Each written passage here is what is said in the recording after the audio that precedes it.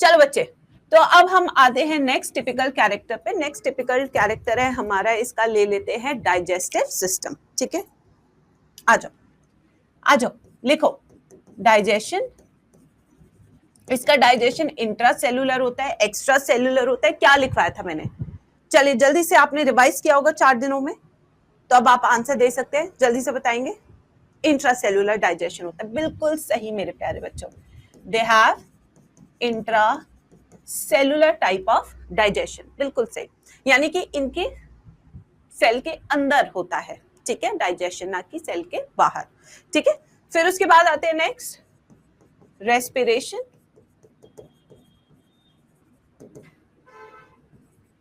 Excretion,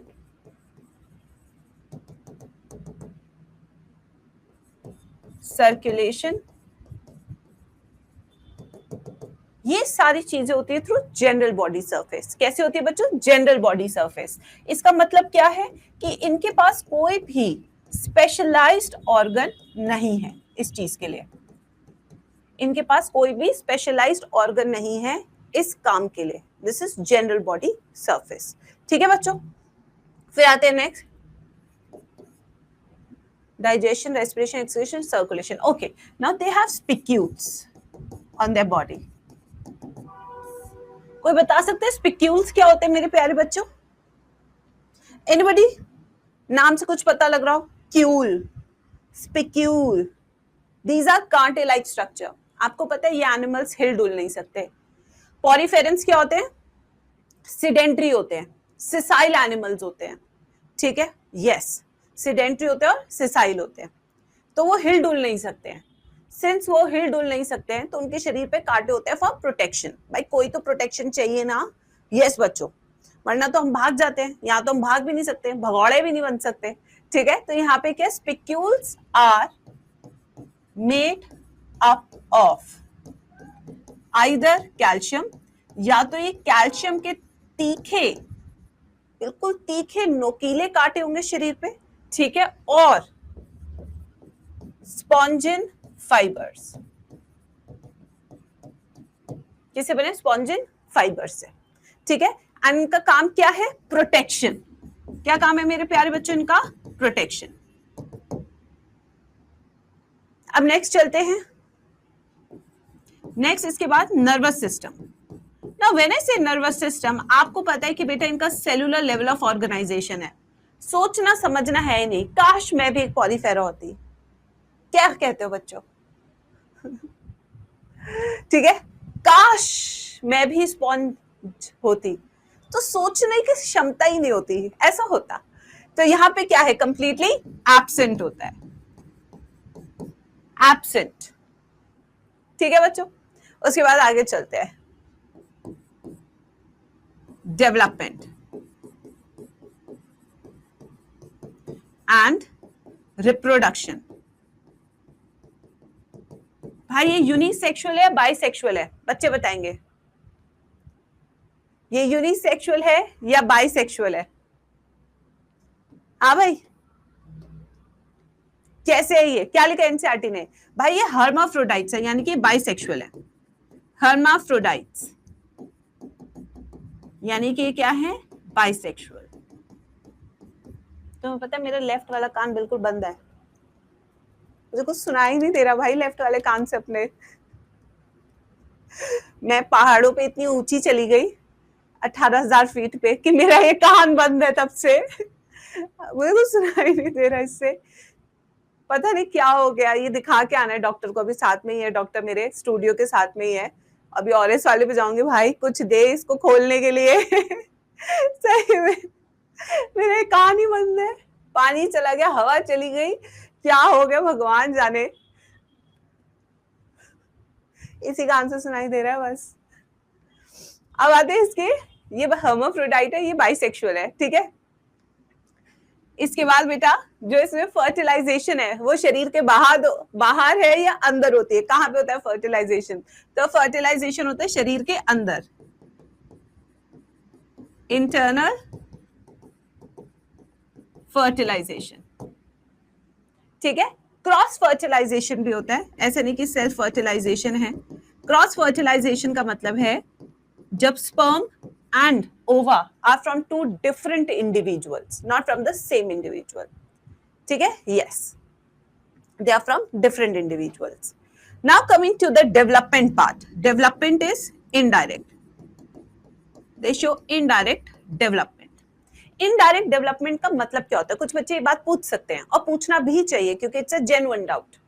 indirect development क्या होता है मेरे प्यारे बच्चों? When it has larval stages. कैसी स्टेजेस होती है इधर? They have larval stages. Larval stages होते हैं इनके पास. ठीक है बच्चों? Indirect development, larval stages. दो तरह के लार्वा आपको यहाँ पे देखने को मिल जाएंगे. This is I am teaching beyond NCERT, extra from NCERT. ठीक है? यहाँ पे आप चाहे तो मार्क कर सकते हैं कि मैम ये वाला पार्ट एनसीईआरटी के बाहर का लिखवा रही है. जैसे कि इनके लार्वा का नाम क्या हो सकता है? एम्फीब्लास्टुला.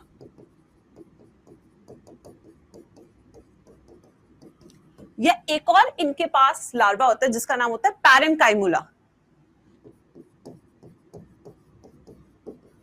पैरेन्काइमुला.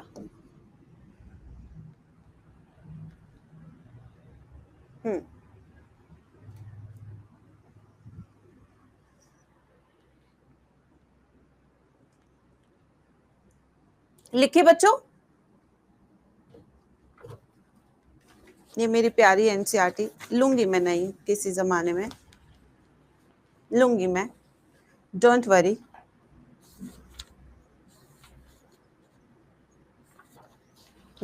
आएगा वो दिन.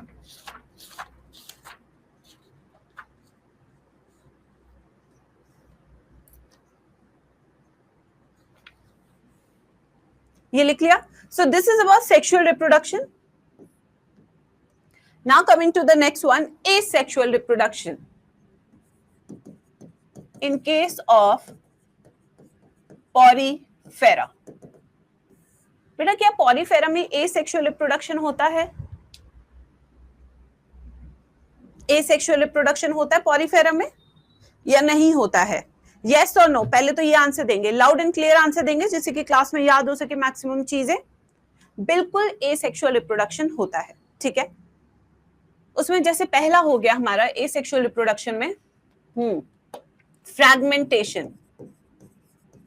दे शो फ्रैगमेंटेशन. फ्रैगमेंटेशन में प्लांट किंगडम में algae वाले टॉपिक में बहुत अच्छे से समझा चुकी हूं.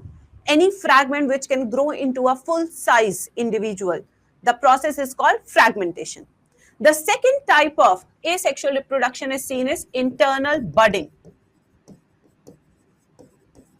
Internal budding is also called as gemule formation.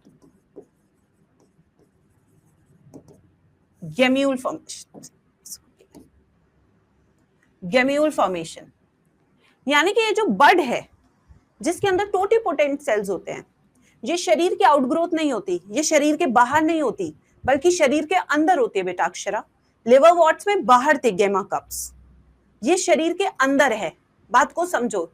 This is endogenous budding. इसका और क्या नाम हो सकता है?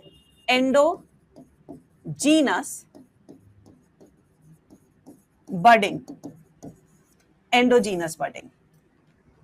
ये शरीर के अंदर बड है मेरे प्यारे बच्चों. सो अ बड which contains totipotent cells are growing inside a body, not outside the body. क्या ये बात सबको समझ में आ रही है या नहीं आ रही है? यस मेरे प्यारे बच्चों.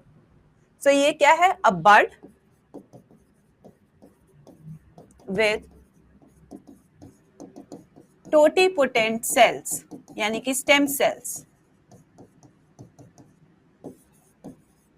grows inside the body, not outside the body.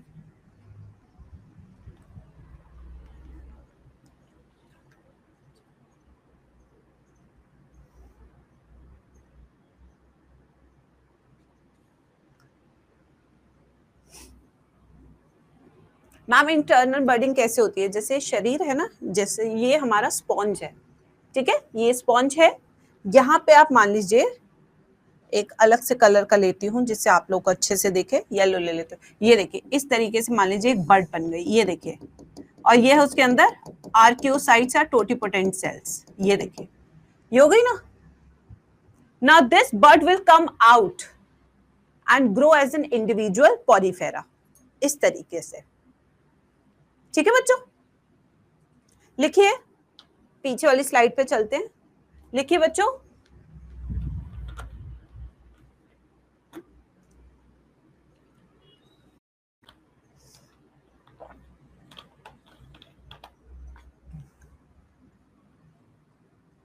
Now example time. Examples,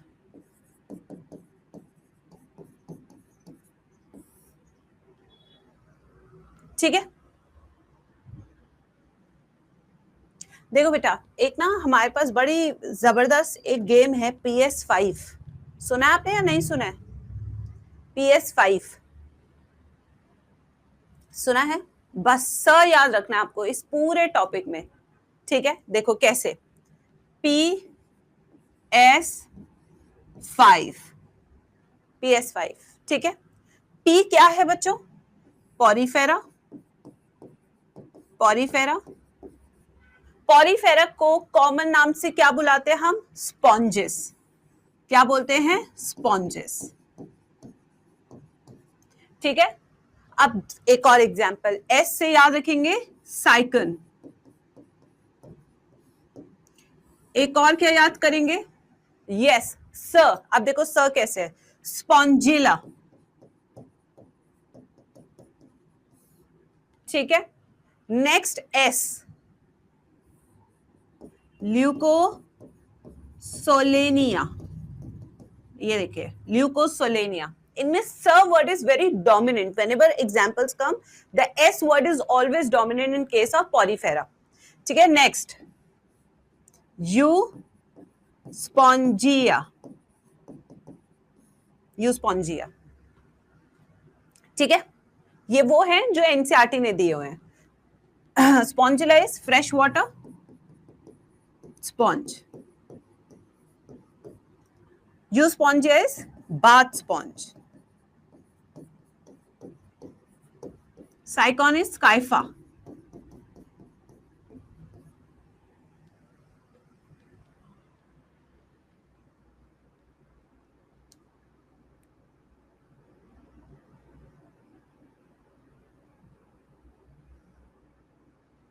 Yes, बच्चों. Ma'am, I'm a new student. Could you please tell me where I should start? Beta, you write this. You have missed 2 classes of Animal Kingdom.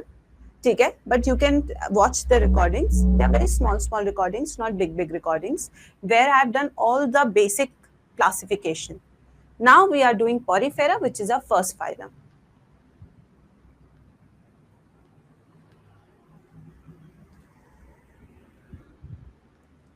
लिख लिया बच्चों?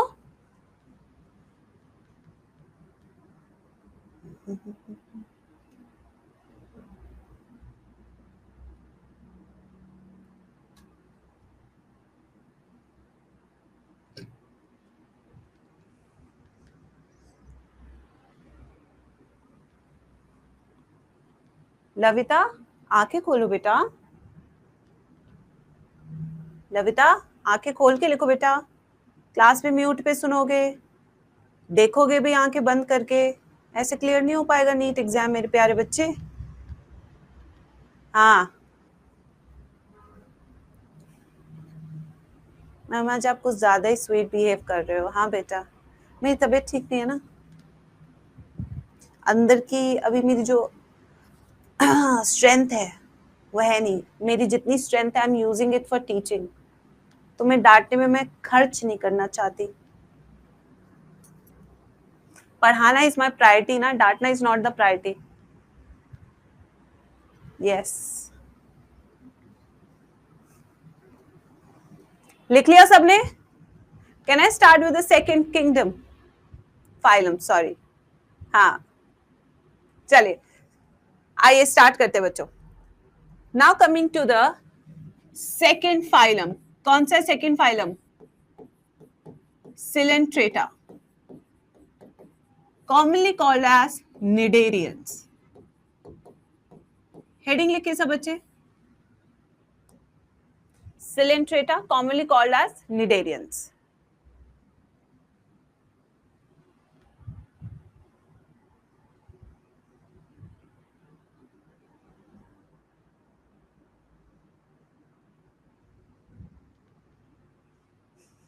ठीक है, चलो cnidarians क्यों कहते हैं? Anybody who can tell me the answer?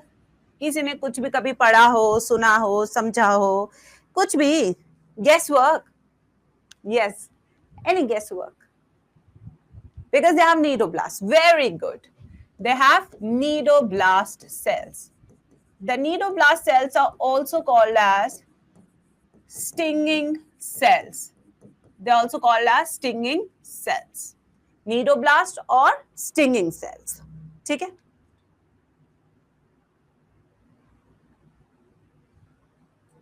Cnidoblast, stinging cells.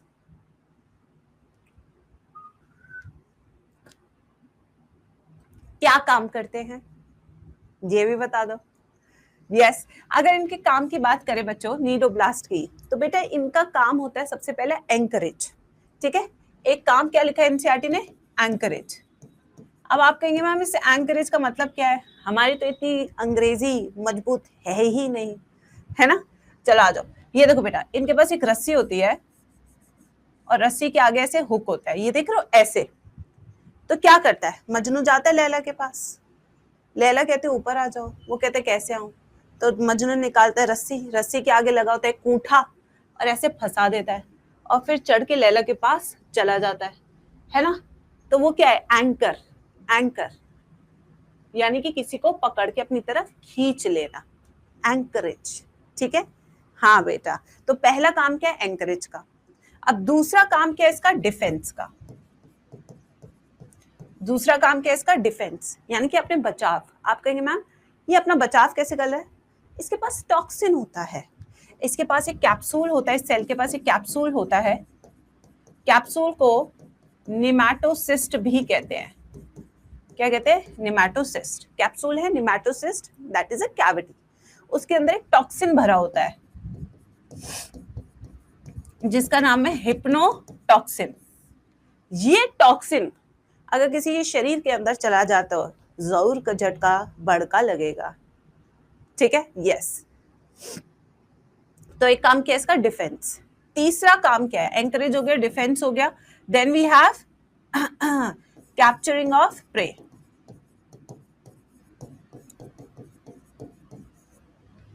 खाने को पकड़ के लाना. ये इसके सबके फंक्शन है. ठीक है बच्चों, अब आ जाओ यहाँ पे सिलेंट्रेटा. सवाल ये उठता है फिर मैम अगर निडेरियंस को नीडोब्लास्ट के कारण निडेरियंस बोला जाता है तो सिलेंट्रेटा को सिलेंट्रेटा क्यों बोला जाता है? क्योंकि इनके पास होती है कैविटी जिसका नाम है सिलेंट्रॉन. क्या नाम है कैविटी का? सिलेंट्रॉन. ये जो सिलेंट्रॉन कैविटी है this is called gastrovascular cavity. क्या कहते हैं इसको? Gastrovascular cavity. Gastrovascular cavity.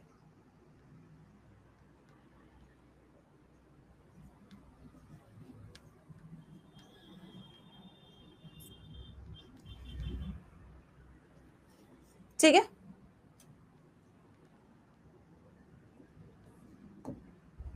जिनकी कैविटी होती है उसे गैस्ट्रोवास्कुलर कैविटी कहते हैं, सिलेंट्रॉन कहते हैं.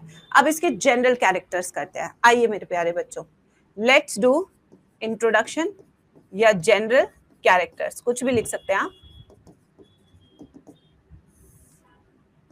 पहला है हैबिट एंड हैबिटेट. कैसे बच्चे? फ्री लिविंग होते हैं, पैरासिटिक होते हैं, मरीन होते हैं, कैसे होते हैं बताइए? एक्वेटिक होते हैं और फ्री लिविंग होते हैं. फ्री स्विमिंग भी हो सकते हैं. They can be sessile also. Mostly marine होते हैं, बट एक एक्सेप्शन भी है, that is Hydra which you see in case of fresh water. Sessile का मतलब मैंने क्या बताया था? सिडेंट्री. जैसे हाइड्रा सिडेंट्री. फ्री स्विमिंग जैसे कि जेलीफिश, ठीक है। नेक्स्ट आते हैं लेवल ऑफ ऑर्गेनाइजेशन। चलो बच्चों, ये सारे जवाब तो आप खुद दे सकते हैं क्योंकि ये मैं पढ़ा चुकी हूं। लेवल ऑफ ऑर्गेनाइजेशन क्या है इनका? Tissue level.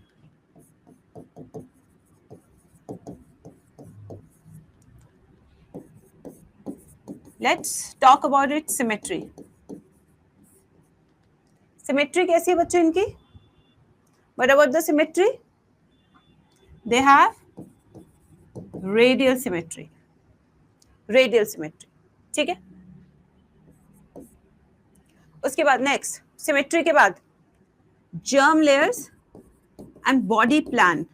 कितनी जर्म लेयर्स मैम ने बताई थी? मैं एक भी जवाब नहीं बताऊंगी जब तक तुम नहीं बताओगे। यही तो रिवीजन है क्लास में एनिमल किंगडम का। Diploblastic plus they have blind sac body plan. और जिस बच्चे ने रिवाइज नहीं किया है वो आंसर दे नहीं पाएगा, फिर रोते रहना एनिमल किंगडम। फिर लास्ट में ना वो आते ना तुम्हारे दीदी भैया, आओ मैं पढ़ाता हूँ 10 मिनट में तुम्हें एनिमल किंगडम। ऐसी ट्रिक्स, बवाल ट्रिक्स।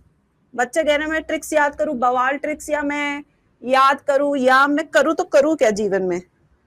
यस तो उस स्थिति पे जाने से अच्छा है कि अभी से खुद से ही रिवाइज कर करके लिखे, यही असली तरीका है पढ़ने का, ठीक है। चलो फिर आते हैं नेक्स्ट, सीलोम। क्या इनके पास सीलोम होती है या नहीं होती है? Do they have coelom? Yes और नो? होती है सीलोम? नहीं, they are acoelomates. Next they have segmentation. Do they have segmentation? No, they don't have segmentation, absent.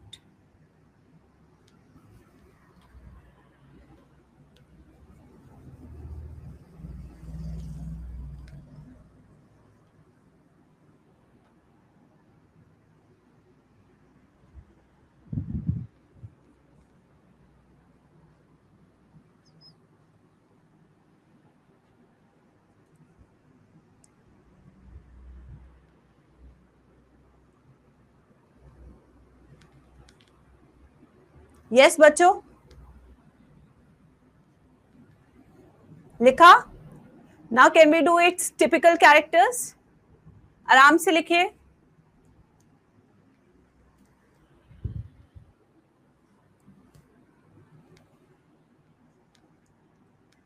चले, लेट्स राइट टिपिकल कैरेक्टर्स। ऐसे कैरेक्टर्स जो इस फाइलम की शोभा बढ़ाते हैं। पहला है इसके अंदर जो हमारी एनसीईआरटी ने भी लिखा है, ऑल्टरनेशन ऑफ जनरेशन या मेटाजेनेसिस, ठीक है। चलिए,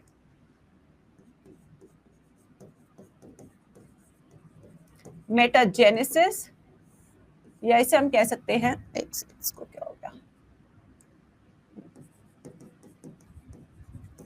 ऑल्टरनेशन ऑफ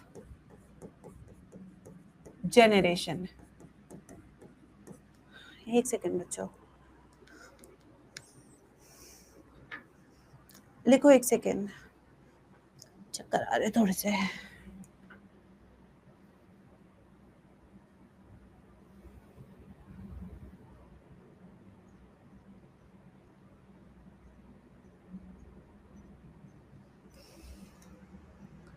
हाँ, इसके एग्जाम्पल लिखिए, आप लिखिए। चल, तो मेटाजेनेसिस क्या है? Alternation of generation. देखो बेटा, यहाँ पे अब मैं एक डायग्राम बनाऊंगी आपको इस चीज को समझाने के लिए, ठीक है। देखिए,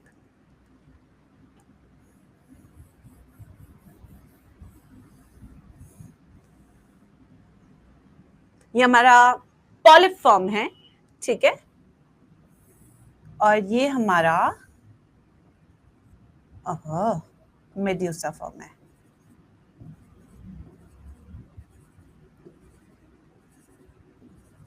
ये मेड्यूसा फॉर्म, ठीक है।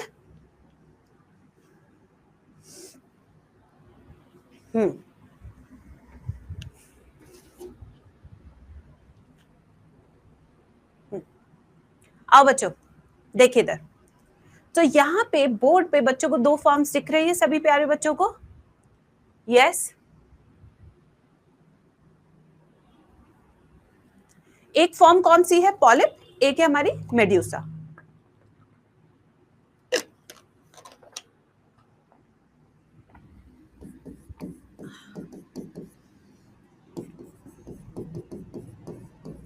ये एक है हमारी medusa. Polyp and medusa form. ठीक है बच्चों.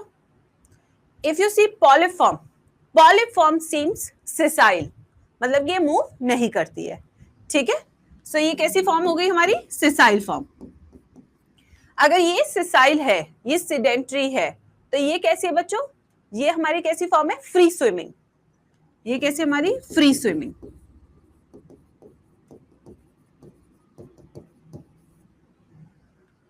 दूसरी चीज, क्या इसको बैलेंसिंग ऑर्गन चाहिए?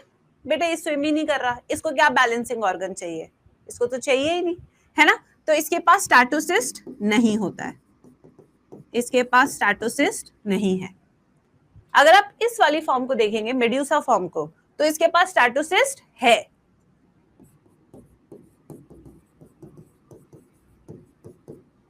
क्यों? क्योंकि इसे बैलेंस करना है, क्योंकि पानी में तैर रहा है. ठीक है बच्चों. तो उसके पास स्टैटोसिस्ट नहीं है, इसके पास स्टैटोसिस्ट है. ठीक है बच्चों. अब तीसरी चीज, इसके पास गोनाड्स है. अच्छा, एक बच्चा पूछ रहा है ये स्टैटोसिस्ट है क्या? वेरी गुड फिजा. इसका मतलब है balancing organ in water. Balancing organ in water. जैसे आपके पास बैलेंसिंग ऑर्गन होता है, आपके कान बैलेंस के लिए होते हैं, ऐसे बेटा इनके पास स्टैटोसिस्ट होता है पानी में बैलेंस करने के लिए. ऐसे थोड़ी कि मछलियां तो ऐसे ऐसे करके तैरेगी भाई, अब ना प्रॉपर तैरेगी, है ना. यस. और ये क्या है? पॉलिप. पॉलिप के पास क्या नहीं होते हैं? गोनाड्स. No gonads. जबकि मेड्यूसा के पास गोनाड्स होते हैं. ठीक है, इसके पास गोनाड्स होते हैं. अब मैं आपसे पूछती हूँ एक सवाल बेस्ड ऑन दिस इंफॉर्मेशन. कौन ए सेक्सुअल रिप्रोडक्शन शो करेगा? कौन सेक्सुअल रिप्रोडक्शन शो करेगा? कान बैलेंस के लिए होते हैं, इसलिए मैं कहती हूं कि मत डिलीट कराया करो सिलेबस. बच्चों को यही नहीं पता आज तक. Based on this given information, कौन सेक्सुअल है, कौन एसेक्सुअल है? तो यहां पे आप देखेंगे एसेक्सुअल रिप्रोडक्शन होगा. यहां आप देखेंगे तो कैसा रिप्रोडक्शन होगा? Sexual reproduction. ठीक है, इतना हमें पता लगा. अब देखो होता क्या है. What is alternation of generation? Medusa forms gametes.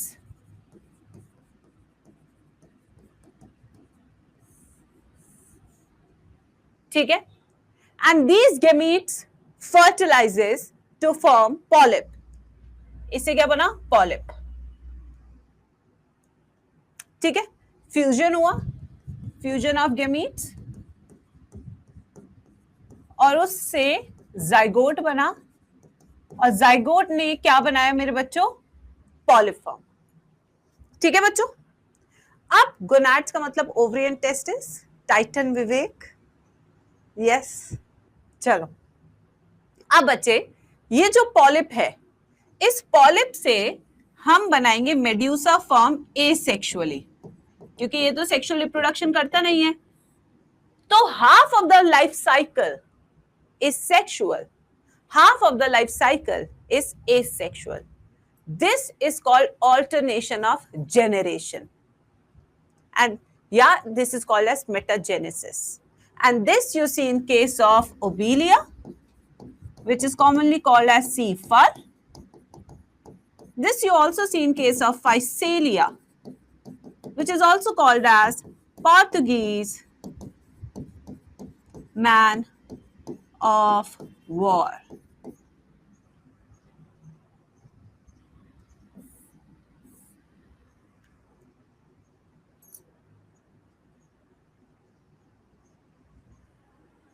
Ma'am gonads क्या होता है? काम क्या होता है? टेस्टिस ओवरी का क्या काम होता है मेरे बच्चे? ये बताओ. गैमीट बनाने का काम होता है ना टेस्टिस का, स्पर्म बनाने का, ओवरी का ओवा बनाने का. यस और नो?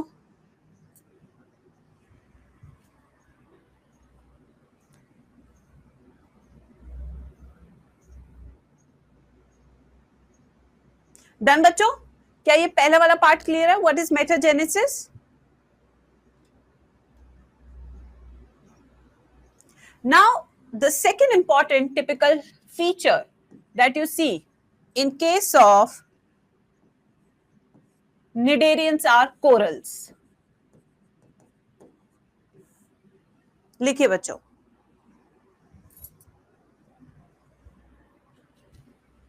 हाँ बिंदु बन जाएगा।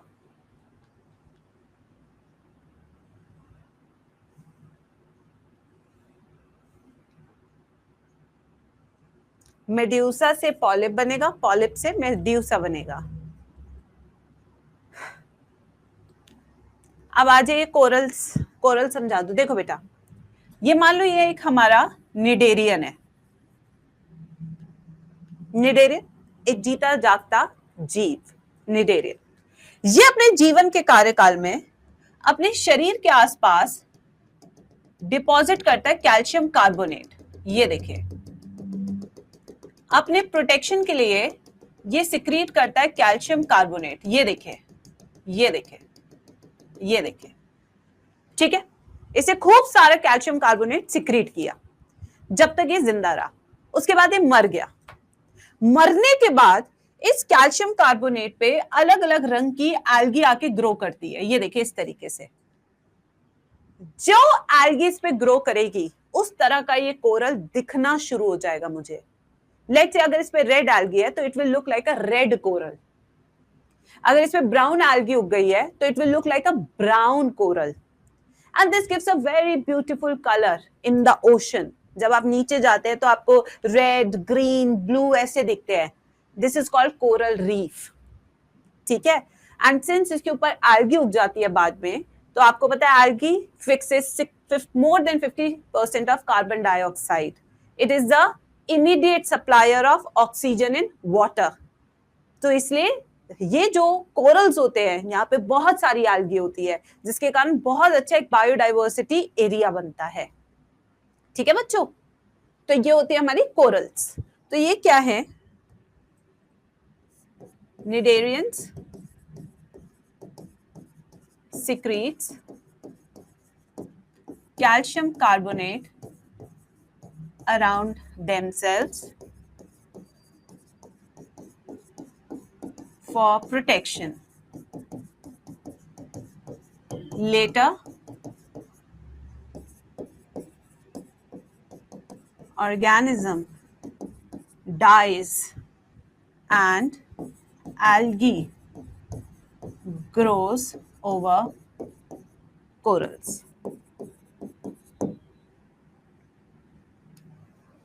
ठीक है बच्चों,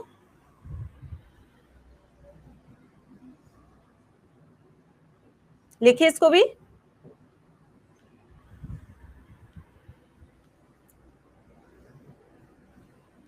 इसकी एग्जाम्पल देख लेते हैं। बहुत सारे कोरल्स मिलते हैं। जो सबसे महंगा कोरल है वो है मियांड्रेना, जिसे हम कहते हैं ब्रेन कोरल।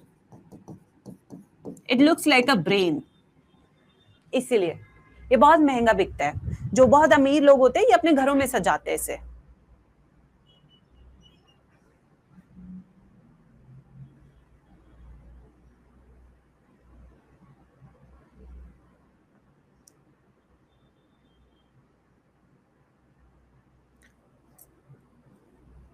करे बेटा और फीचर्स।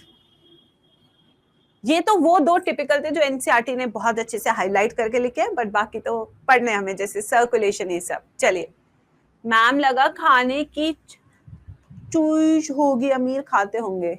बेटा कैल्शियम कार्बोनेट का बना है, अमीर भी नहीं खा पाते बेटा, है तो इंसान ही ना अमीर। यस, अमीरों के घरों में सजाते हैं इसे। ठीक है, वो आते हैं ना, वो फिर उनकी किटी पार्टीज होती है। I just caught this from Australia. I dived into the water. I found this myself. Yes, like it was 6,000 feet below the ocean level. I dived there with the help of my school team and I found it. I thought I should get it and decorate it at my home. Yes. So this is how the Amir people make us more गरीब। ठीक है, हाँ, चलो आ जाओ, अब इसके बाद आते हैं बच्चों, लेट्स टॉक अबाउट डाइजेशन। इनका डाइजेशन कैसे है? दे हैव अ माउथ, ठीक है, and the mouth is present where? Yes, कहां पे प्रेजेंट होता है ये? हाइपोस्टोम पे। So mouth is present on hypostome.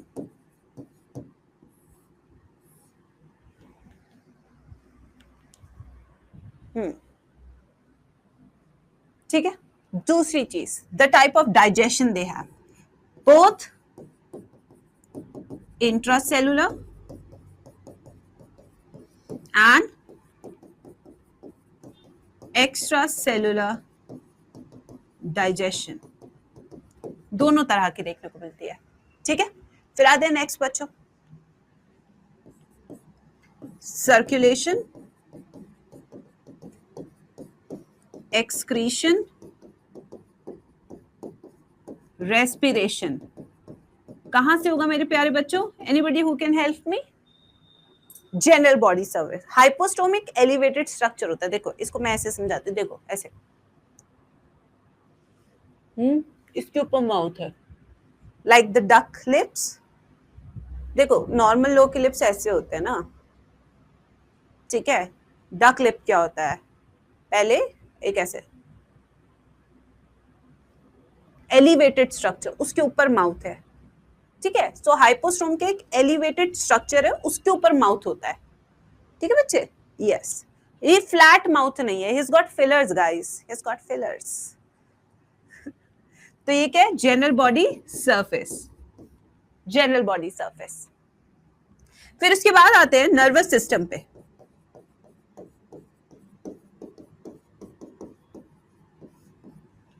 Nervous system कैसे है? यस बच्चों, nervous system, apolar neurons are present, yes they have it। Primitive nervous system है जिसे हम कहते हैं एपोलर न्यूरॉन्स, ना डेंड्राइट्स होते हैं ना ही एक्सॉन होते हैं, but they do have nervous system.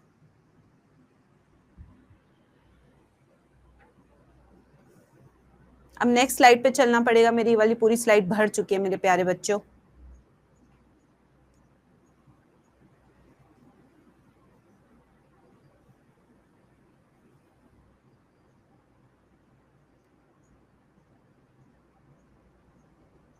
चले आगे,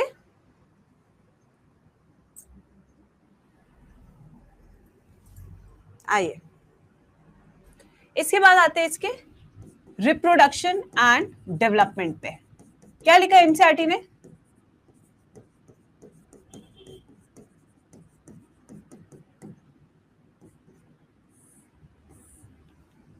हाँ बताइए।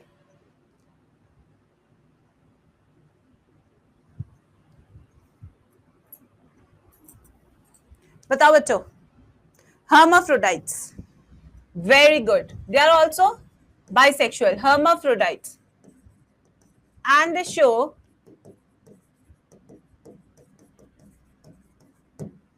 indirect development. About their fertilization, NCERT has not mentioned a lot of things, so we will also skip the same. Examples, now very important. Examples को याद करने का तरीका क्या है? पहले साइंटिफिक नेम लिखो, फिर उसके कॉमन नेम लिखो, सबके पूरे पूरे फाइला के, ठीक है। जैसे फर्स्ट एडेम्सिया, इसमें तो बहुत सारे हैं, पेनेटुला, गर्गोनिया,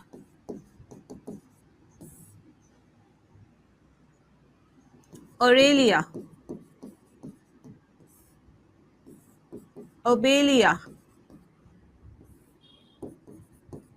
मियांड्रिना, फाइसेलिया, अरे वो भी था ना एक वाल्वेला, इतने सब दिए नहीं है एनसीईआरटी ने, हमने काफी सारे लिख लिए, ठीक है। यस मैम, ट्रिक बहुत इजी है, इसकी कोई ट्रिक नहीं, बस लिखो एडेम्सिया, सिया, सिया, सिया का है सी एनेमोन, sia, C, edem, C, anemone.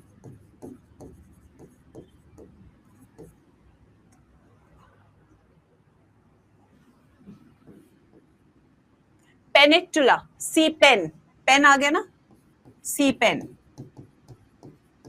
Gorgonia, C, fan.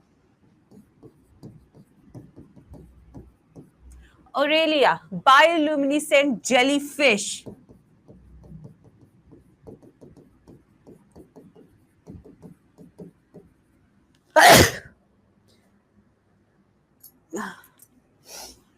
Bioluminescent. Obelia, C, fur, metagenesis. Meandrina, brain, coral. Physalia, Portuguese men of war. जो पोर्टुगीज मैन ऑफ वॉर होते थे उनकी टोपी ऐसी होती थी, ट्रायंगुलर शेप. पता नहीं आपने देखी या नहीं देखी है.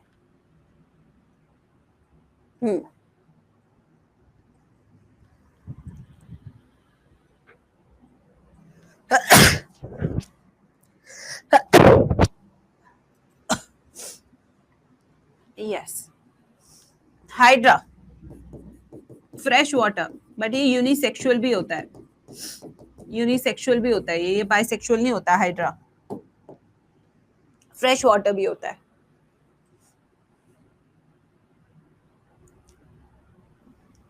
अब नेक्स्ट फाइलम की तरफ बढ़ते हुए, मैम जीबीयू का मतलब होता है general body surface.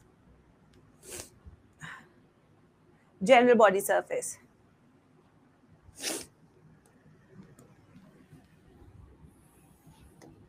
Coming to the third phylum, very छोटा सा फाइलम, टीनोफोरा. टीनोफोरा जीबीयू जनरल बॉडी सरफेस में. अच्छा, गॉड ब्लेस यू. ओह, मैंने यहां तक तो मैं गई नहीं. मुझे लगा तुम मेरे से कोई डाउट पूछ रहे हो.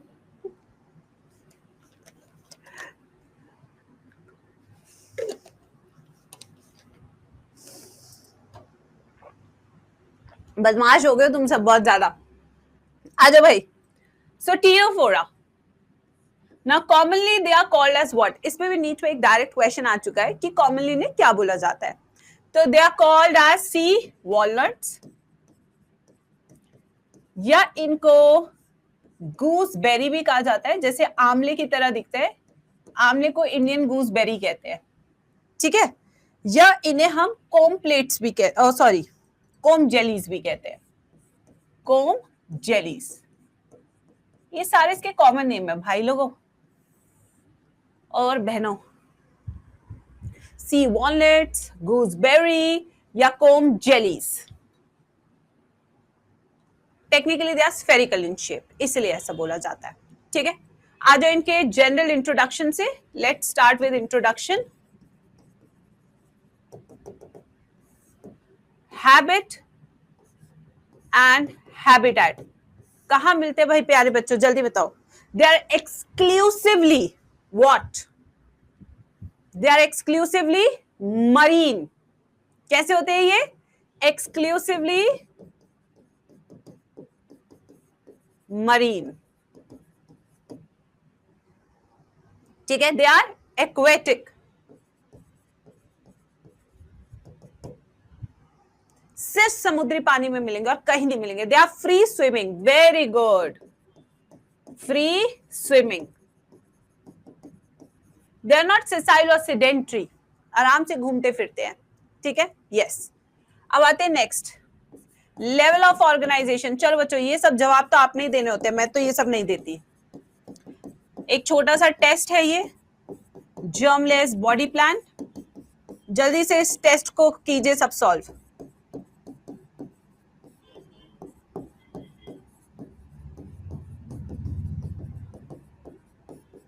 चलिए सॉल्व कीजिए सब क्लास में.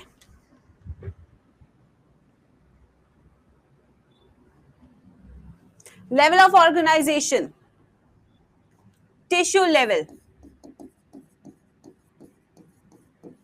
Symmetry, radial, germ layer body plan, diploblastic, and blind sac. Coelom, absent. Segmentation, absent.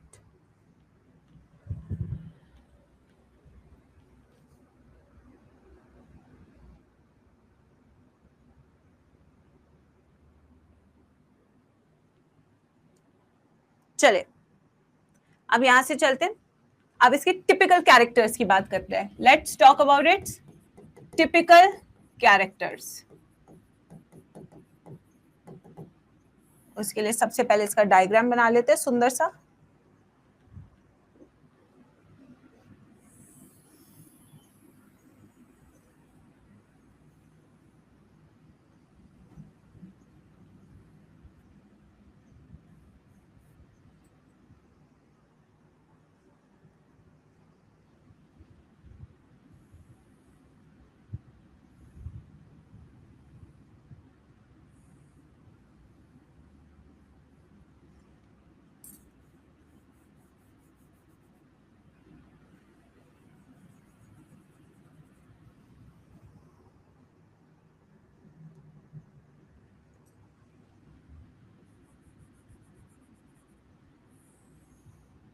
ओए ओए होए ओए होए, बदो बादी. 1 2 3 4 5 6 7 8. ये काउंट करके बनानी है, अपनी मर्जी से मत बनाना.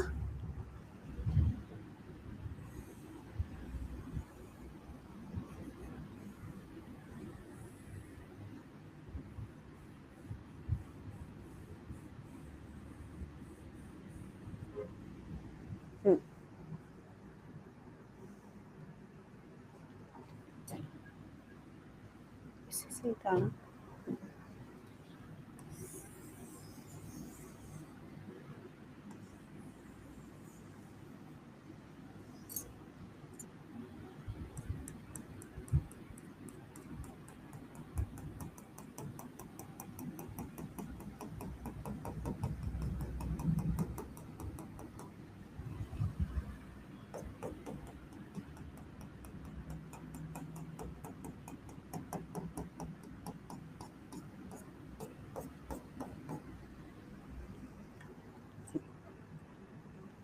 Okay, diagram.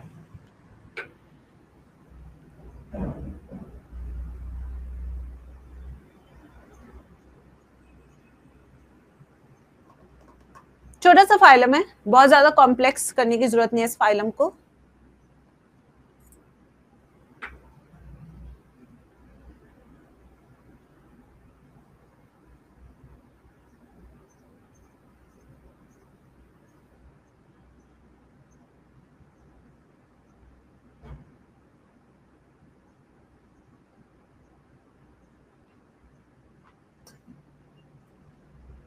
बनाया सबने? यस प्यारे बच्चों, can I explain the diagram? NCERT ने सेम डायग्राम बना रखा है.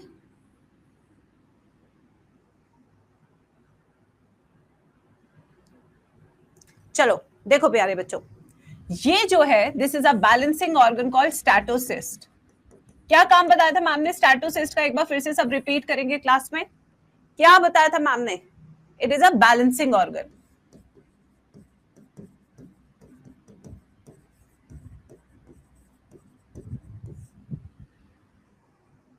स्टैटोसिस्ट, ठीक है. नेक्स्ट, अरे एंकरेज थोड़ी बताया था इसका. This is its mouth. It is on ventral side of body. कहाँ है? वेंट्रल साइड ऑफ बॉडी पे इसका माउथ लोकेटेड है. वेंट्रल साइड, नीचे की तरफ, खाना नीचे की तरफ मिलेगा, ठीक है. प्लस इसके पास ये जो है, एक सेकेंड,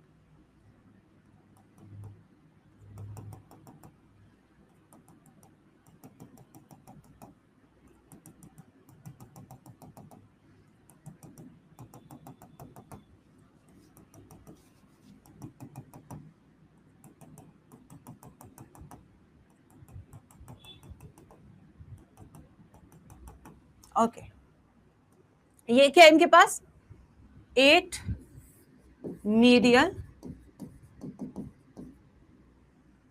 external comb plates. और इनका काम क्या होता है? सिंस दे आर सिलिएटेड, कैसी है ये? सिलिएटेड. कैसी प्लेट है बच्चों ये? सिलिएटेड. इसका काम है लोकोमोशन.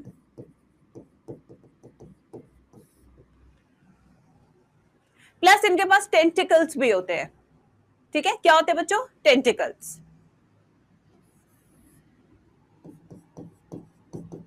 बट इनके पास टेंटिकल्स विदाउट नीडोब्लास्ट. इनके पास नीडोब्लास्ट नहीं होते हैं. So, अगर नीट में क्वेश्चन आ रहा है कि टीनोफोरा के पास टेंटिकल्स है, ट्रू और फॉल्स? ट्रू और फॉल्स? मीडियल का मतलब होता है बीच में.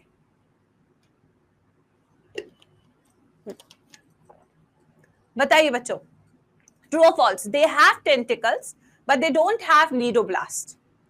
ठीक है, यस. ये स्ट्रक्चर है बेटा, ये सीलिया नहीं है, स्ट्रक्चर है, मतलब थोड़ा भुरभुरा है. अब एनसीईआरटी ने भी बनाया है तो हमने भी बना दिया. सबको डिजाइन मारने का है. ठीक है, चलो अब इसके टिपिकल कैरेक्टर्स देखते हैं. ये तो गया इसका डायग्राम. पहला, all members of Ctenophora are dash.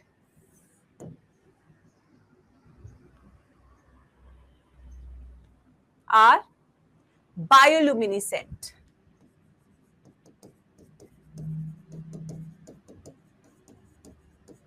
Are bioluminescent. ठीक है. Second, all members of Ctenophora reproduces only through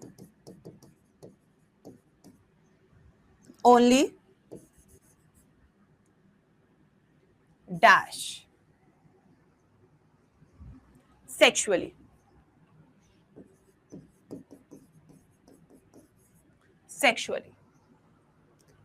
ठीक है. Now next, digestion. डाइजेशन कैसा है बताइए? Both extra, both intra. ओहो, तू मजे ले ले. क्या है ये? Both intracellular and extracellular. ठीक है, digestion. Next, after digestion we have respiration, circulation, excretion. ये किसके थ्रू हो रहा है? यस बच्चों, जनरल बॉडी सरफेस. कोई अलग से कुछ नहीं है इनका. नर्वस सिस्टम कैसे बच्चों? प्रिमिटिव. डेवलपमेंट कैसा है? Indirect. Anybody who can help me with the name of the larva? Yes बच्चों, लार्वा का नाम क्या है? Cydippid larva. Cydippid larva.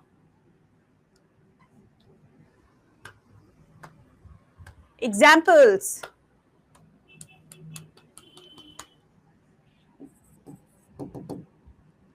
Tinoplana,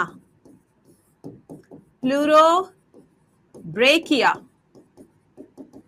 Hormifora,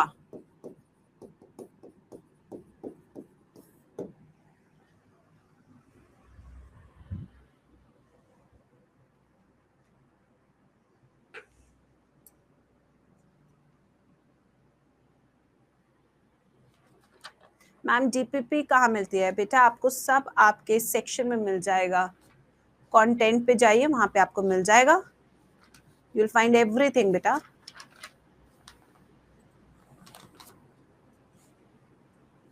fertilisation is external, हाँ ये वाला पॉइंट हमने मिस कर दिया, एक्सटर्नल फर्टिलाइजेशन।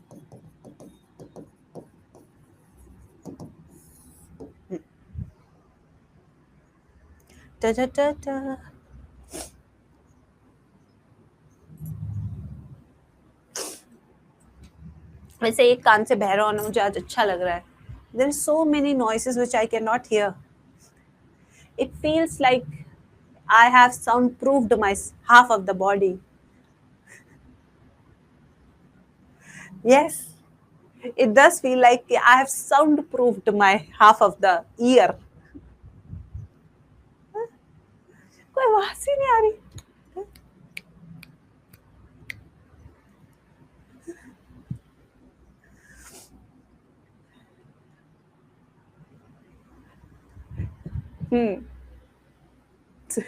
हाँ मुझे लग रहा है सर्दी हो गई। अरे बहुत ठंड थी भाई, बहुत ठंड, एकदम से गर्मी से ठंड में जाना भाई, ये वाला एडवेंचर कोई ना करे। यस, गर्मी है तो गर्मी सहे, सर्दी है तो सर्दी सहे, ज्यादा एडवेंचर लाइफ में ना करे। चले अब नेक्स्ट आ रहे बच्चों, this is our phylum number 4, बड़ा फाइलम है काफी, प्लैटी हेलमिंथिस।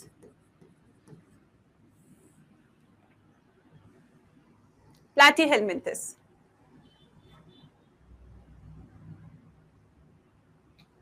हाँ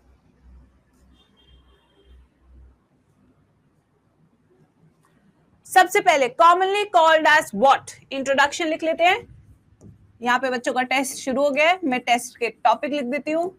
चलो भाई, first commonly called as dash, point number 1, second habit and habitat, level of organisation, symmetry, germ layer body plan,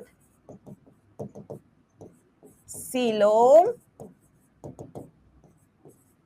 segmentation। जितना आपने बेसिक्स ऑफ क्लासिफिकेशन में सीखा उतना सब लिखे खुद से।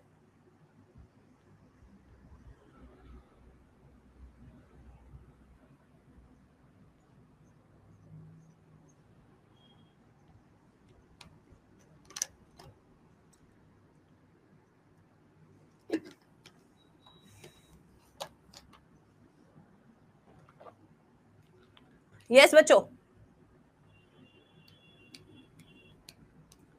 Giving you 10 seconds everyone।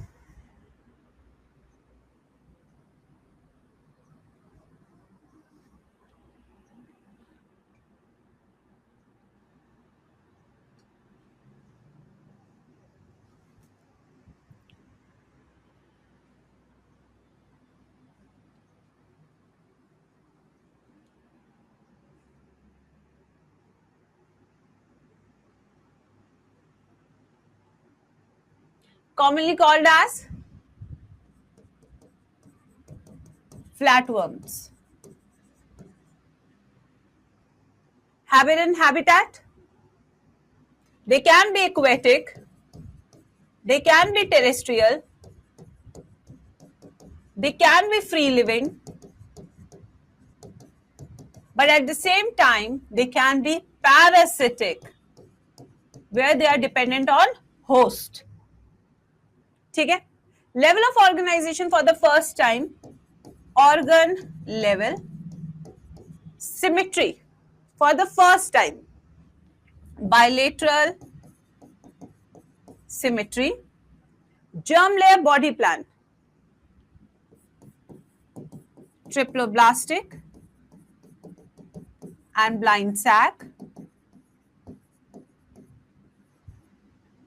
coelom absent, segmentation, pseudo segmentation is present, true segmentation is absent. Pseudo segmentation you see in case of tinea solium.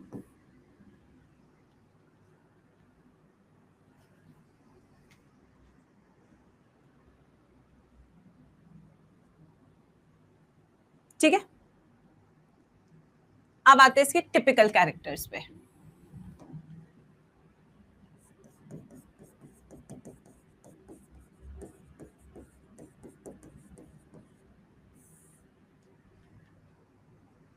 Typical characters.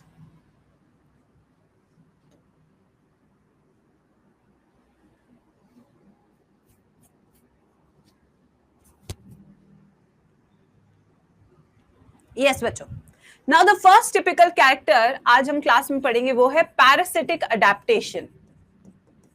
जैसे कि आपने फर्स्ट टाइम देखा कि पैरासिटिक भी हो सकते हैं, तो पैरासिटिक होने के लिए देखो बेटा अडेप्टेशन तो होनी चाहिए ना, तभी तो ये पैरासिटिक हो सकते हैं, वरना ये पैरासिटिक कैसे हो सकते हैं. तो पैरासाइट होता क्या है? पैरासाइट वो ऑर्गेनिज्म है, वो परजीवी है जो होस्ट के ऊपर रहकर उसका न्यूट्रिशन सक आउट करता है अपने जीने के लिए. ठीक है, हमारे पास दो तरह के पैरासाइट हो सकते हैं, एक एक्टोपैरासाइट हो सकता है, एक एंडोपैरासाइट हो सकता है. एक्टोपैरासाइट जैसे जुएं जो हमारे सर पे होती है, जो शरीर के बाहर रह के खून चूसती हैं, और एक होते हैं जो शरीर के अंदर आके खून चूसते हैं, जैसे हमारे एंडोपैरासाइट्स. ठीक है बच्चों, तो दो तरह के पैरासाइट्स हैं हमारे पास.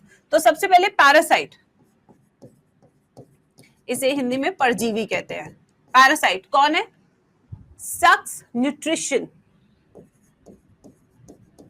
From host. ठीक है, पैरासाइट दो तरह के हैं, एक हो गया हमारा एक्टोपैरासाइट, एक हो गया हमारा एंडोपैरासाइट. एक्टोपैरासाइट कौन सा है? जो शरीर के बाहर रहता है.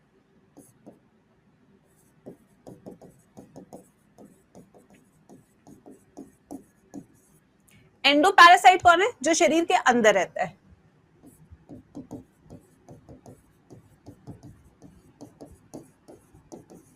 ये फर्क है. एक्टो का एग्जाम्पल जैसे लाइस, जू. एंडो का जैसे taenia solium, tapeworm.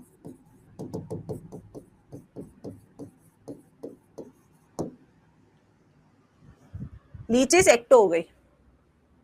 Ecto, लीचीज are ectoparasite, वो खून चूसती है बाहर रह के. अब आते हैं इनके अडेप्टेशन. सबसे पहले इनकी भी उतनी ही मोटी चमड़ी है जितनी एक नीट एस्पिरेंट की होती है. कितना ही डांट लो, मिस्टेक वही करनी है जो हम मना करते हैं. कितनी बार कहते हैं कि ढंग से पढ़ना चाहिए. तो इन्होंने भी अपनी चमड़ी के ऊपर क्यूटिकल लाइनिंग लगा रखी है जिससे कि इन्हें कोई बात सुनाई नहीं देती. और हमारे नीट एस्पिरेंट्स ने भी अपने कानों में ईयर प्लग्स लगा रखे हैं, जितना हम बोलेंगे उतना ही नहीं सुनेंगे. ठीक है बच्चों, तो इनके पास सबसे पहले होता है thick cuticle lining over skin. अब आप कहेंगे मैम ये क्यों होती है? टू प्रिवेंट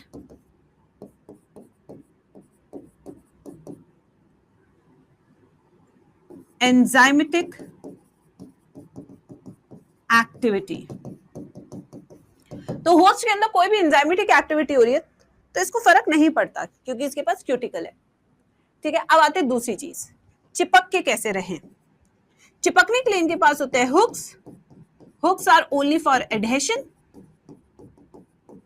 एंड इनके पास एक और चिपकने का हथियार है जिसका नाम है सकर्स. सकर्स क्या होते हैं? जो एडहेशन में भी हेल्प करते हैं, चिपकाते भी हैं, एंड सक न्यूट्रिशन करने में भी हेल्प करते हैं.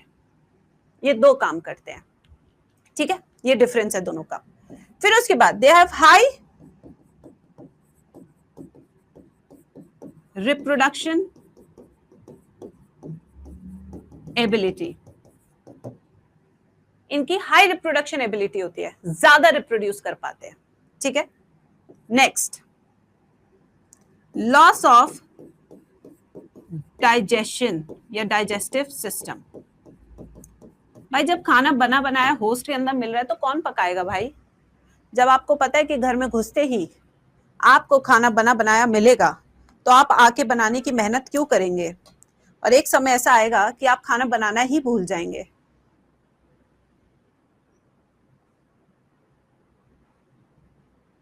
यही इनके साथ भी हो रहा है मेरे प्यारे बच्चों। घर के टेफर में हम, यस, सही पकड़े हैं।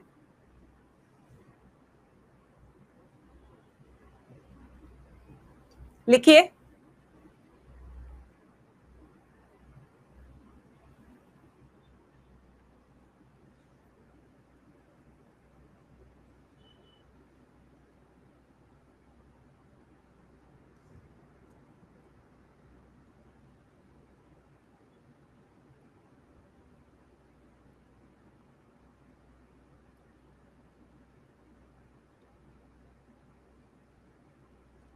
चले आगे, लिख लिया तो बता दीजिए। मैं इसलिए हमेशा यहां से लिखकर यहां पे आती हूँ जिससे कि बच्चों को इसका व्यू भी अच्छे से रहे जब मैं ये लिख रही हूँ। चलिए बच्चों, अब आते हैं नेक्स्ट टिपिकल कैरेक्टर पे। ये तो हो गई इसकी parasitic adaptation. Now let's start with digestion. आ जाओ।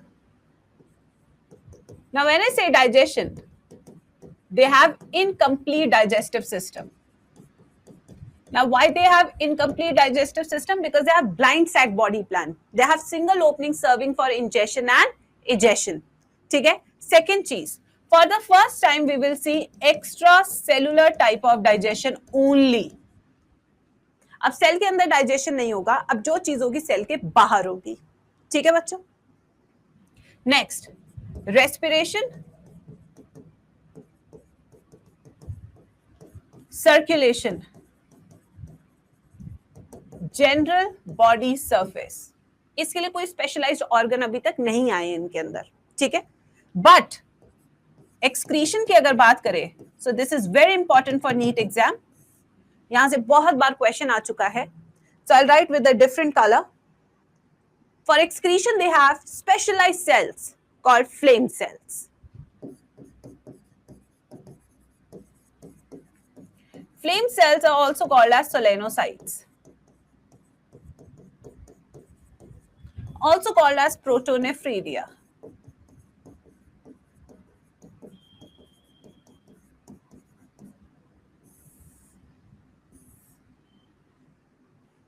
ठीक है बच्चों? फ्लेम सेल्स, सोलेनोसाइट्स और प्रोटोनेफ्रीडिया, तीनों नाम है।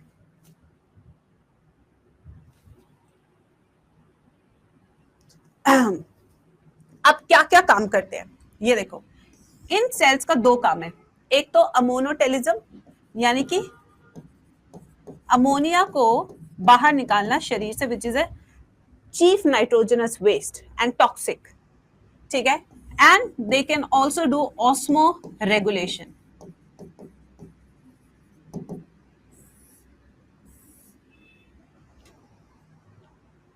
ऑस्मो रेगुलेशन का मतलब क्या होता है? The salt balance in the body, the ionic ion and salt balance in body.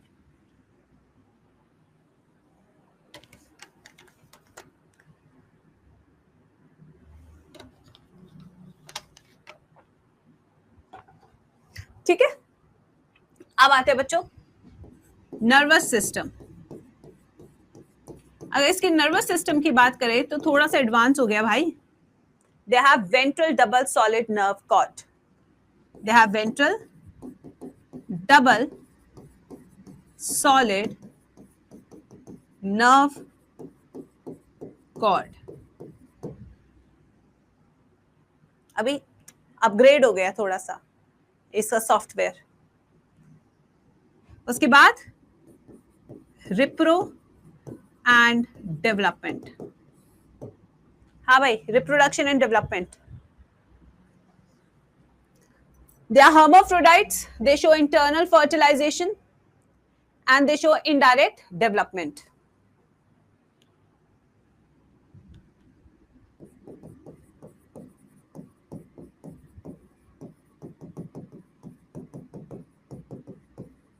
internal fertilization,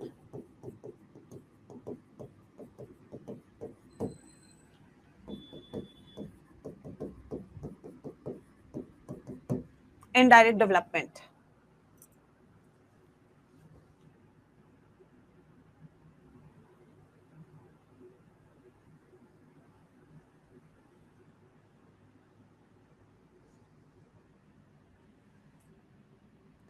Examples.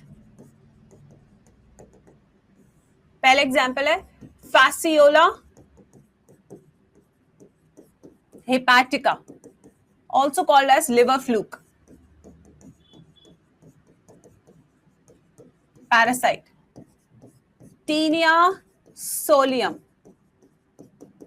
also called as pork tapeworm.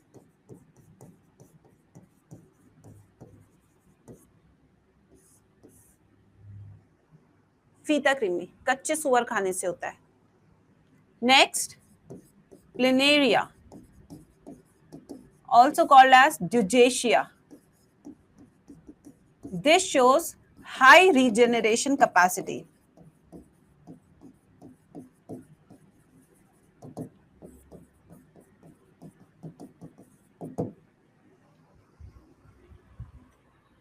Tinea saginata is beef tapeworm. Schistosoma, lung fluke, blood fluke होता है I think वो. एक second देखो मैं.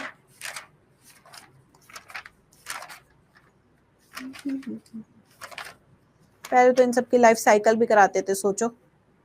हाँ, blood fluke.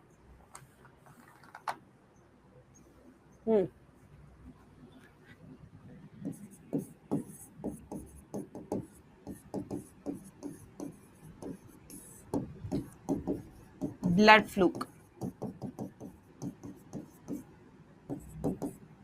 Tinea saginata. This is beef tapeworm.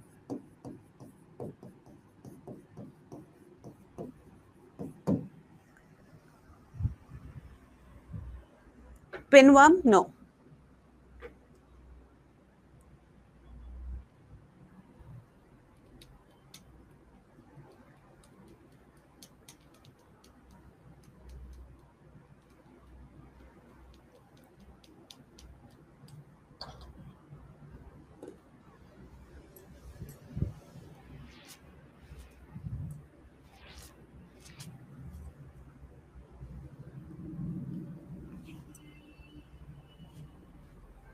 Yes.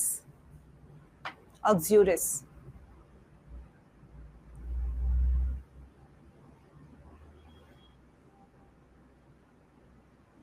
Aqsa, block कर दो बेटा, अच्छा लगेगा. मैं जनरली बच्चों को अपने चैट्स पे कभी ब्लॉक नहीं करती हूँ.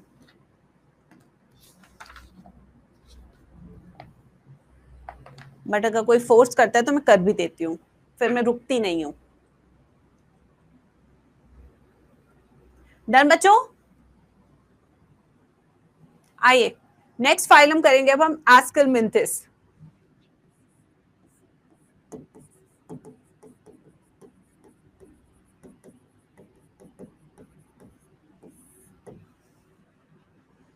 फर्स्ट इंट्रोडक्शन लिख लेते हैं.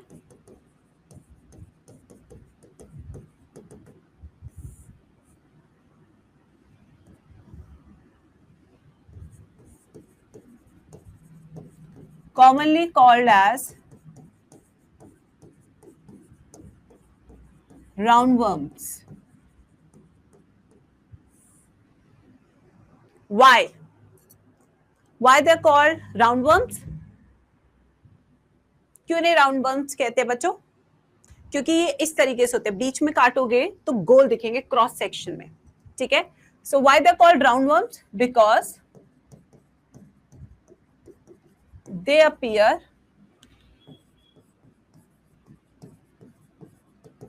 Circular in cross section.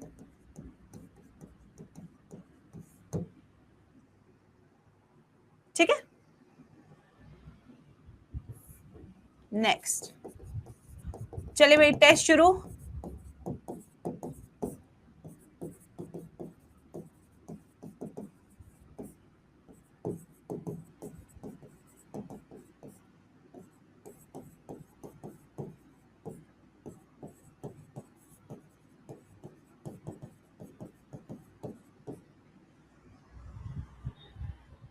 Yes बच्चों,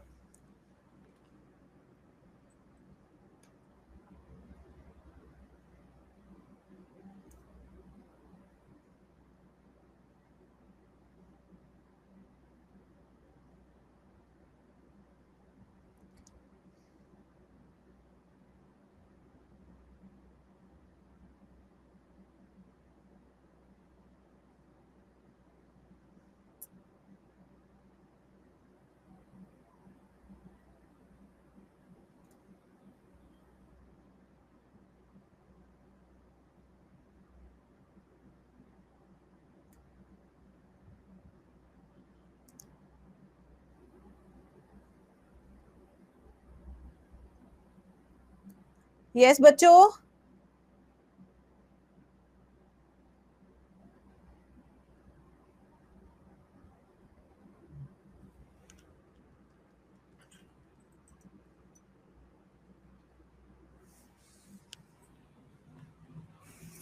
habit and habitat. Habit, Priyanshi, yes. They can be free living.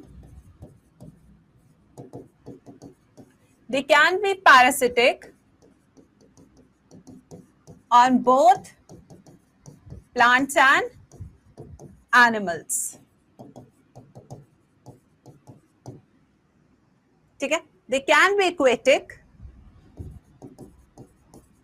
They can be terrestrial. They can be free living. They can be parasitic. हर जगह, हर form में मिल सकते हैं. In short, level of organization for the first time, organ system level.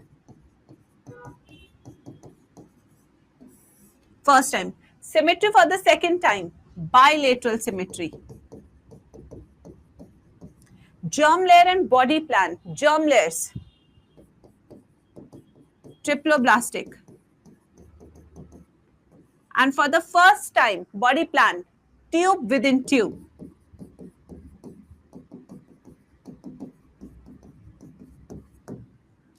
Coelom, pseudocoelom.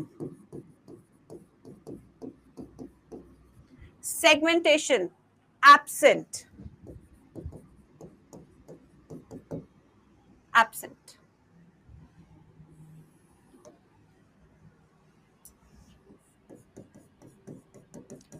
Typical characters.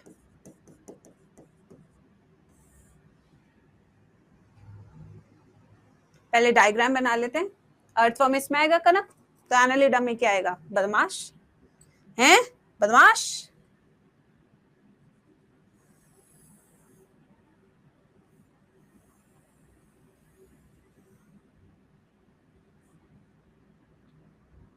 सही लग रहा है ना?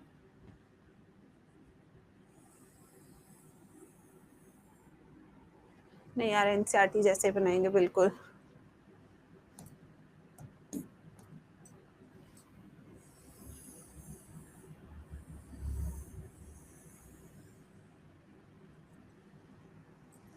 ठीक है, ऐसे बना दिया. This is A and this is B.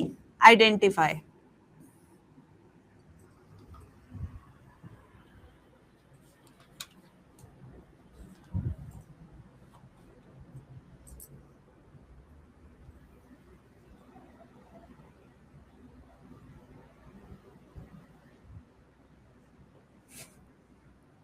ऐसा आइडेंटिफाई करने के क्वेश्चंस आते हैं भाई एग्जाम में आजकल. This is male ascaris, this is female ascaris. Male and female ascaris. ठीक है. This is mouth.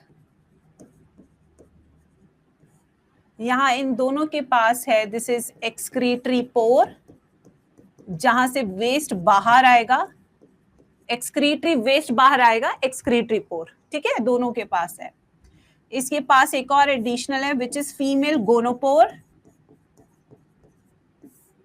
जहां से ओवा बाहर आएगा, ठीक है। एंड दिस इज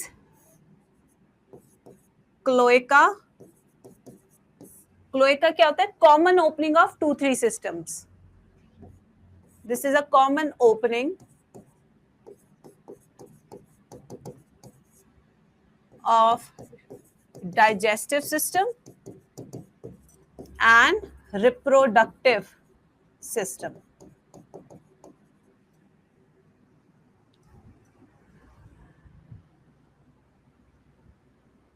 यहाँ एक ऐसे ओपनिंग बना देती हूँ, तुम्हें लगेगा कि हाँ कुछ तो मैम ने लेबल किया है भाई, ये लो, ठीक है।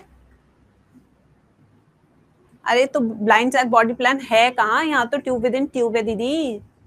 यस, तो female Ascaris is longer, shorter, टेढ़ा है पर मेरा है, यानी कि कर्व्ड एंड है, इसका स्ट्रेट एंड है।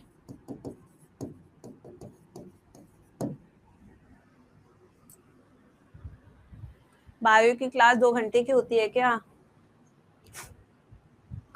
क्यों, बाकी सब क्लासेस कितनी देर की होती है तुम लोग की? 1.5 घंटे में बोल जाते हो तुम तो डेली।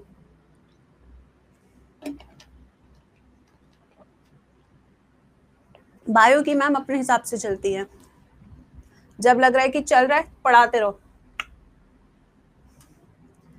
अच्छी बात है ना, सिलेबस आगे रहना चाहिए। अब सोचो जैसे आज मेरी तबीयत खराब है, लेट्स से कि मैं छुट्टी ले लूं, तो आप लोग को टेंशन ही नहीं होगी, पता है कि मैम का सिलेबस आगे चलता है। So it is a very good thing कि जब भी हम क्लास करने आए तो हम हमेशा 15-20 मिनट आगे ही चले अपनी हर क्लास से। इसमें क्या होता है, बच्चा पैनिक नहीं करता और इवन टीचर भी पैनिक नहीं करता है, क्योंकि इमरजेंसी तो हर किसी की आ सकती है, मेरी भी आ सकती है, आपकी भी आ सकती है। यस, तो इसमें क्या होता है, बच्चे को भी अपना आराम रहता है कि ठीक है मेरा एनिमल किंगडम आने वाला है, मैम ने करा रखा है। और क्या, सिलेबस से आगे अगर आप चलते हो टेस्ट सिलेबस से, तो बच्चा कभी टेंशन में नहीं जाता। बट अगर आप बिल्कुल साथ साथ चलाओगे सिलेबस एंड टेस्ट, तो बच्चे को यही चीज सबसे ज्यादा खराब लगती है। ऑफलाइन में अक्सर यही होता है, ये सैटरडे को सिलेबस कंप्लीट किया, संडे को टेस्ट है, तो उसमें क्या होता है, बच्चे का ये पॉइंट भी बिल्कुल सही होता है कहना कि अरे टीचर ने सिलेबस ही कल खत्म करा है, मैं कहाँ पढ़ लूंगा, मेरी भी तो तबीयत खराब हो सकती है। हो सकती है, बिल्कुल हो सकती है, बच्चे के भी अपने रीजन है, बच्चा मेरे से 10 साल छोटा है। तो ये सब चीजें बेटा, यही सब चीजें हैं जो मैंने अपनी लर्निंग ली है इतने सालों में, 10-12 सालों में, कि आप अपना सिलेबस आगे रखो, ना बच्चे को टेंशन ना टीचर को टेंशन। मैं भी खुश जीती हूँ, आप भी खुश जीते हो। हाँ,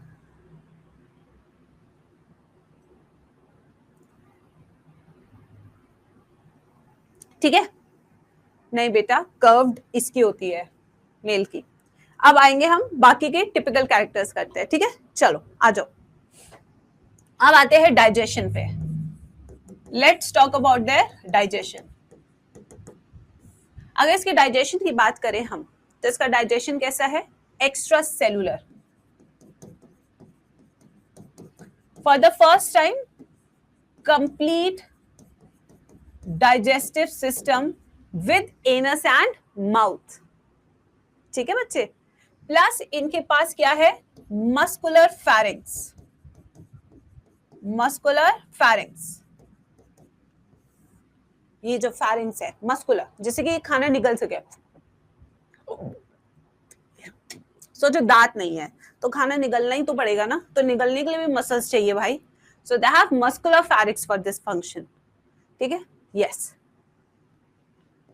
respiration and circulation, general body surface, but excretion and osmoregulation is done by special type of cells, and these special type of cells are called as rennet cell. Sorry,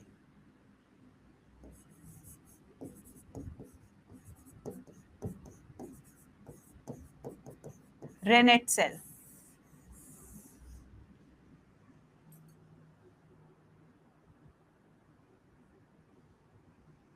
ठीक है, next excretion of nervous system, वही ventral double solid nerve cord, ये तो सारे non chordates में आएगा सारे। Next they have reproduction and development. Reproduction and development कैसे है? Reproduction unisexual, sexes are separate, ठीक है। डेवलपमेंट डायरेक्ट और इनडायरेक्ट, बोथ, डायरेक्ट भी हो सकती है एंड इनडायरेक्ट भी हो सकती है। Can anybody help me with the fertilisation? Internal fertilisation,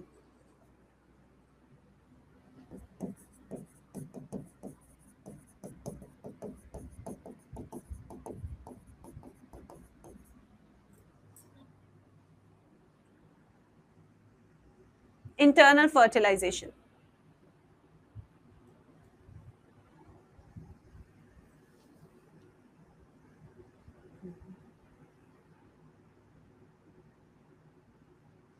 Examples,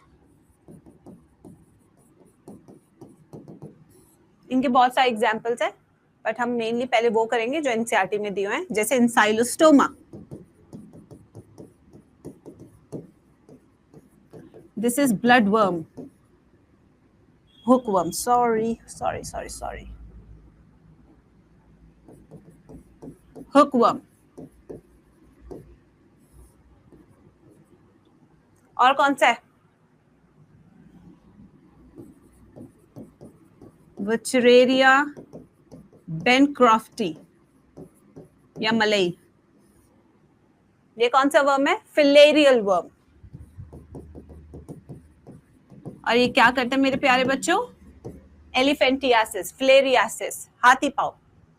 अब ये सब पढ़ेंगे ह्यूमन हेल्थ एंड डिजीज में। फिर इसके बाद नेक्स्ट है एस्कैरिस, लुम्ब्रिकॉइड्स,